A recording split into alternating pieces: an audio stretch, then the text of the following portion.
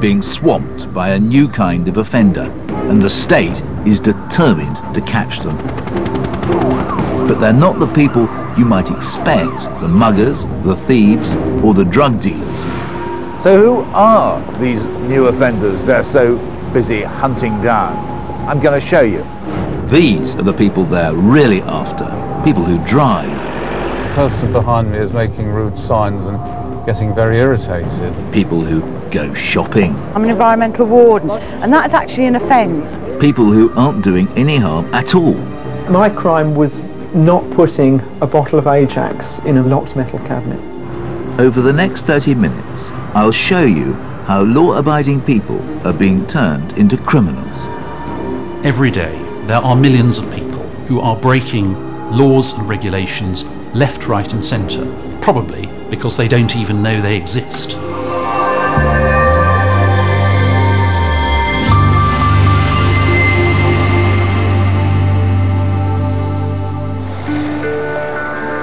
The authorities are now penalising everyday activities. These are some of the new offenders where I live, the same kind of offenders you'll find near you. There's one, there's another, and that one's my wife. We're at my daughter's school in North London. Parents are parking on a single yellow line for 5 minutes so they can take their children through the gate. There used to be free parking here until the council replaced it with residence parking and yellow lines. Of course, it is healthier for children to be made to walk to school, but life's not that simple. Sometimes you have children at different schools, or you have an appointment straight afterwards. In an ideal world, nobody wants to drive to school. They all want their children to get fresh air. But sometimes to get them to school on time, it's the only way. How many of you have actually been ticketed while you're out here? Yeah. Me, twice. Twice. Show of hands, please. Yeah. But actually I didn't get the ticket. That's my problem, is that they've said that I've got the ticket, but in fact they never attached it to the windscreen. There's a warden at the end of the road. There he is, going through the cars now. This lady's just had a ticket. Tell us about it. You've just been... Just a second. Yeah. So, How much is that going to cost you? £50 for the first, as long as you pay within 14 days. And here he comes. He's coming up the streets. Yeah. I mean, can you afford that? It's £50 a time. Well, no, I can't afford it. And they target us. They're actually waiting for us when we go into the school. That was actually how I got my ticket here, because they all turned up in a van, jumped out, ticketed all the cars one after the other on the single yellow line and got back in and drove away.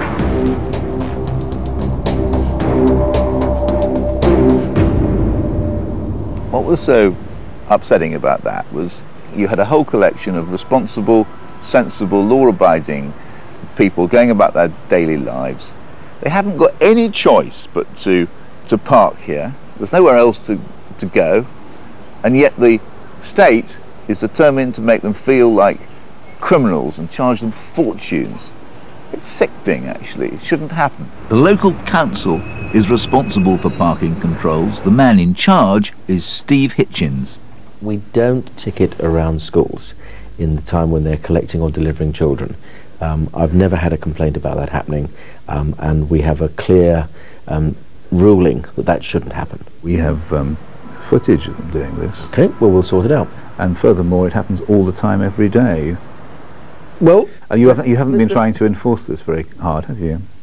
Well, I will only enforce when people tell me that something is happening. The mums I spoke to said that they had made endless calls to the council. We also spoke to 17 other Islington primary schools, all of whom said parents were ticketed as they picked up their children. This doesn't make life wretched just for hard-pressed mums. Parking enforcement is killing the local businesses. We've had filmed with sort of 4 or 5 cars with flowers on outside the church, and they've tried doing every single vehicle. And the family actually come out and run the warden up the road. Down this road, shops are being driven to the wall. Many will close down over the coming months. It has now affected business by 35%. I reckon that there's a good third of it gone down. We've lost all our morning trade. We're at least 50% down. It's what we used to take. Since enforcement cameras were installed here a year ago, stopping to shop or even to unload deliveries means a fine of £100. This is the evil thing. It moves around, does it? Yeah, it does, all the way. 360 degrees, up, down, tilt, and the whole works. So one of your customers draws up for about half a minute, basically, to nip in. Yeah, it'll be on. It'll be on him. It'll be on him. These shopkeepers are being ruined by ruthless parking laws. In sharp contrast, law enforcement is lacking when it comes to protecting them from genuine criminals. We had somebody on drugs who came in and caused some damage. We know who it is, we have his address, but can't really give it to the police because I'll be done under the Data Protection Act. A couple of times we have actually videoed people shoplifting, given the details to the police, and nothing's come of it. The real criminals often get off much more lightly than minor offenders. You can go into any of these shops around here, steal up to £150 worth of goods, and supposing the police actually take an interest, you'll end up with an £80 fine and no formal criminal record for a first offence. Alternatively, you can actually park your car, go in, buy some stuff, come out, and you'll end up with a £100 fine with no realistic appeal. If this only happened where I lived, I'd move. But the war on motorists is being waged on a national scale. Ever since local authorities were handed the power to enforce parking and keep the proceeds, the number of parking tickets has doubled. In the year up to April 2003, over 7 million parking tickets were issued across Britain, raking in 280 million for local authorities. What's clearly happened is that many local authorities and some other public authorities have discovered that parking enforcement and other kinds of fines related to car use can be a good way of making significant sums of money. And inevitably they've started to pay by results, and by doing that given enormous incentives to collect as much money as possible. How much money do you make a year out of car parking tickets? We don't make any money out of car parking tickets. There was a surplus on the account of around about 5 million last year, which went directly into providing other services. So you make 5 million a year out of parking? There's a 5 million surplus. It's a subsidy to the council taxpayer. Local authorities are making a fortune out of harassing ordinary citizens. Their powers are growing greater all the time. And from this year, it's not just how you park, it's how you drive as well. The new Traffic Management Act lists no fewer than 21 offences which local authorities can now enforce. Ignore signs like these and you face a fine of £100. This is already happening in London, but wherever you live, you won't escape for long.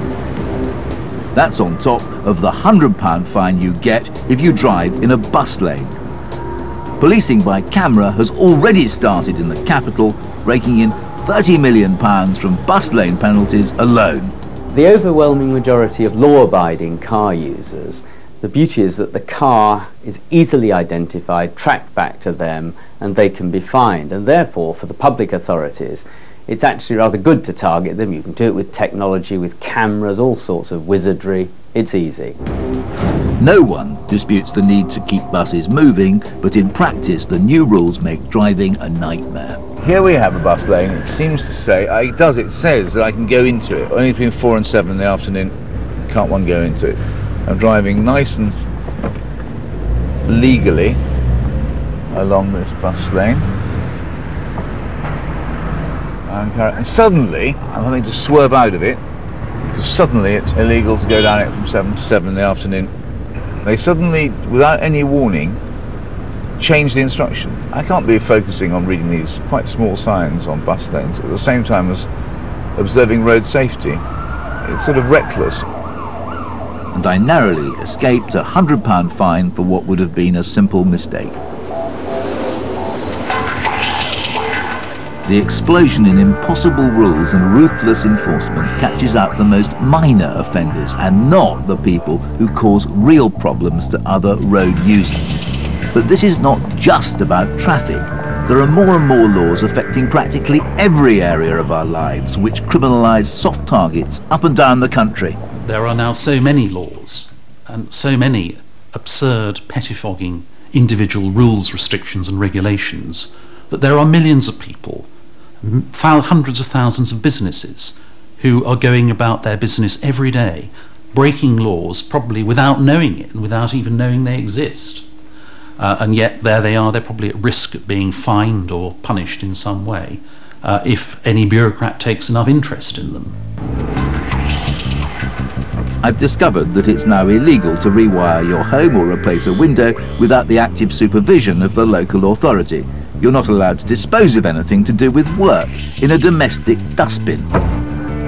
If you do, you can be heavily fined. You can't make a bonfire at home of any wood that has got a lick of paint. Disobey and you face another fine. This is madness, and it's turning the law into a joke.